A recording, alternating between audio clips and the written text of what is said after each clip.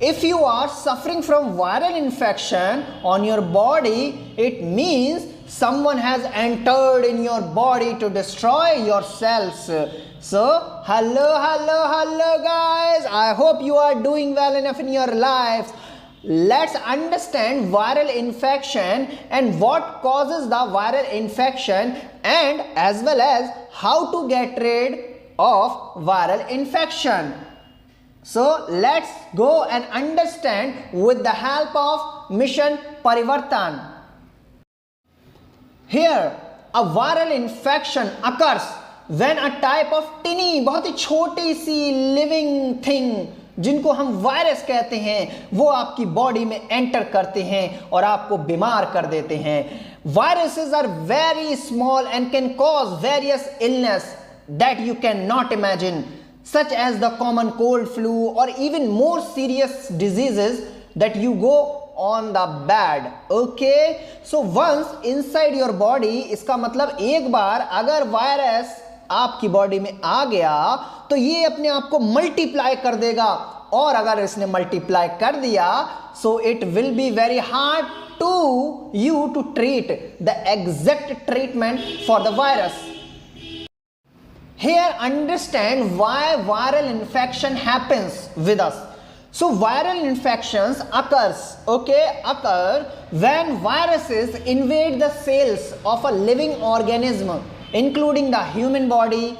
But here are some key reasons why viral infection happen. So let's understand one by one. Okay. First of all, certain populations such as infants, elderly individuals or those with weakened immune system. देखो ऐसा है, इसमें ये दिया गया है कुछ बच्चे जो होते हैं इन्फेंट बेबी यानी कि बहुत छोटे बच्चे, और बहुत ज़्यादा जो ओल्डर एज के लोग होते हैं उनका इम्यूनो सिस्टम बहुत वीक होता है, जिसकी वजह से ही they will not be able to fight with the illness. And the other one is once a virus entered a host cell का मतलब आप, ठीक है. So it takes over the cell's machinery. तो क्या कर देता है, मशीनरी यानी कि सेल्स की जो मशीनरी है उसको ओवरटेक करता है और रेप्लिकेट करता है यानी कि डुप्लीकेट कर देता है, मल्टीप्लाई कर देता है अपने आप को खुद ब खुद, और प्रोड्यूस करता है ज़्यादा से ज़्यादा वायरल पार्टिकल्स को. Okay, the other one is viral infections are often transmitted from one host to another. host का मतलब आप यानी कि body, living body, through respiratory droplets, direct contact with infected individuals, contaminated surface, foods or vectors like mosquitoes. Okay, तो virus जो है वो सबसे ज़्यादा यानी कि जो टिनी वायरस हैं वो एक तो परिवर्तनशील होते हैं हाई डिग्री में भी, और अपने आप को म्यूटेट करके बहुत जल्दी रैपिडली आपकी बॉडी में इवॉल्व हो जाएंगे. The other one is immuno system जो है वो बहुत ही क्रिटिकल रोल प्ले करता है पहचानने में किसको और ख़त्म करने में किसको, वायरसेस को ख़त्म करने और उसको पहचानने में बहुत ज़्यादा क्रिटिकल रोल अदा करता है इम्यूनो सिस्टम. हालांकि कुछ वायरस जो है वो इम्यूनो सिस्टम के रिस्पॉन्स को ही इन्वेड कर देते हैं, मतलब उसको ख़त्म करने की कोशिश करते हैं, ओवरटेक करने की कोशिश करते हैं. Okay, the other one is environmental conditions जो हैं इंक्लूडिंग टेम्परेचर, ह्यूमिडिटी, तो वो क्या करती है, इन्फ्लुएंस करती है, मतलब मोटिवेट करती हैं सर्वाइवल को and the transmission of viruses को through body to body. And the some viruses may be more stable in the specific environmental condition affecting their ability to spread. Okay, so you will get the 99% of the successful treatment here if you follow the guidelines whatever I am giving you.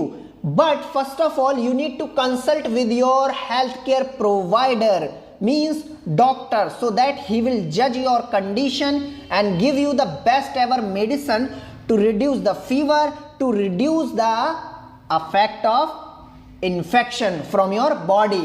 So first of all rest करो, और rest के साथ साथ अपने आप को hydrated रखो, dehydrated मत होना, आपकी बॉडी ज़्यादा से ज़्यादा हाइड्रेटेड होनी चाहिए.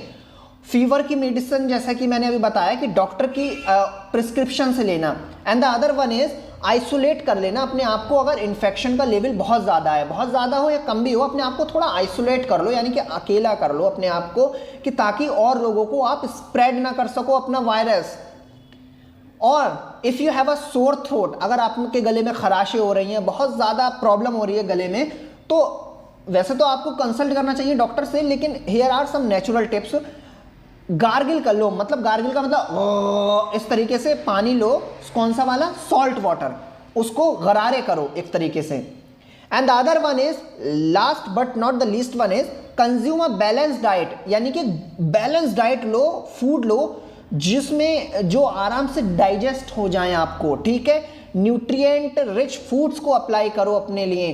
Provide essential vitamins and minerals for your body. तो ये याद रखना, विटामिन और मिनरल जो होते हैं वो एक न्यूट्रिशन डाइट में मौजूद होते हैं, और जो न्यूट्रिशन डाइट होती है वो एक balanced, consume well balanced foods को वेरी करती है।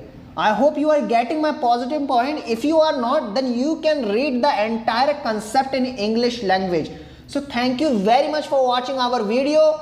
Must share the video for the other.